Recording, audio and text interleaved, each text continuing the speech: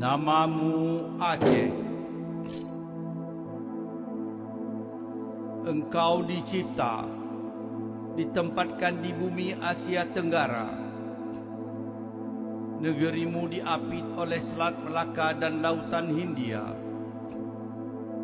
Kedudukanmu di pintu gerbang ke timur jauh, Pasifik Asia.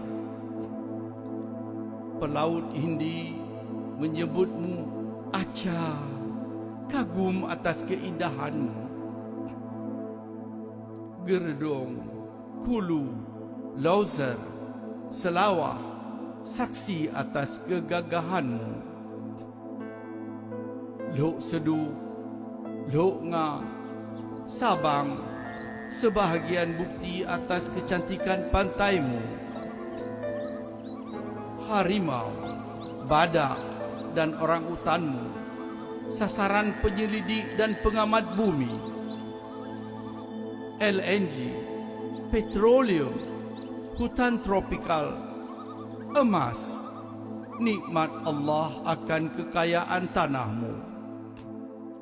Meneteskan air liur perampok-perampok asing untuk datang ke negerimu. Silih berganti, Portugis, Belanda, Jepang, dan kini Indonesia mengeroyokmu, merampasmu, memperkosamu, menjajahmu. Namamu Aceh. Genetik campuranmu unik.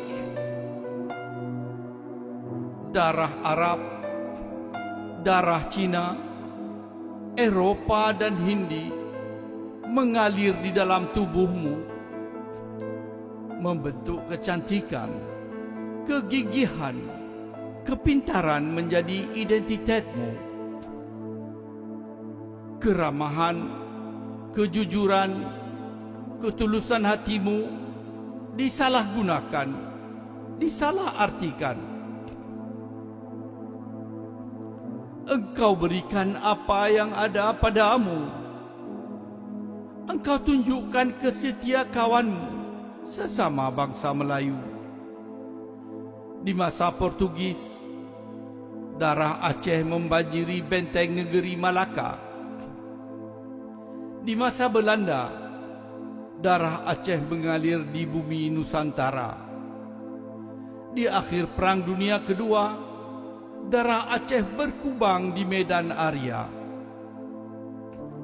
Emasmu, minyakmu, LNG-mu, hasil hutanmu telah engkau sumbangkan, menyelamatkan dan memerdekakan seluruh Nusantara dari penjajahan Belanda. Akan tetapi, air susu dibalas dengan tuba. Kini engkau menjadi asing di negerimu sendiri.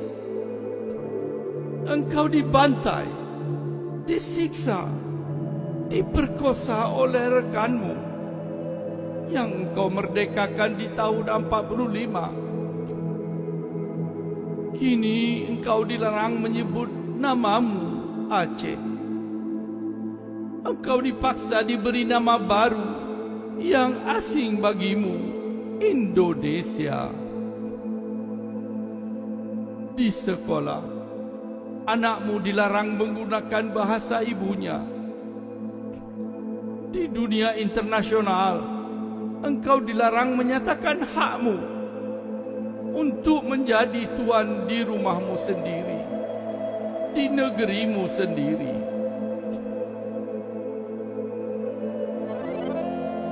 Karya Dr. Husaini Hasan, Stockholm, 2 Desember 2003.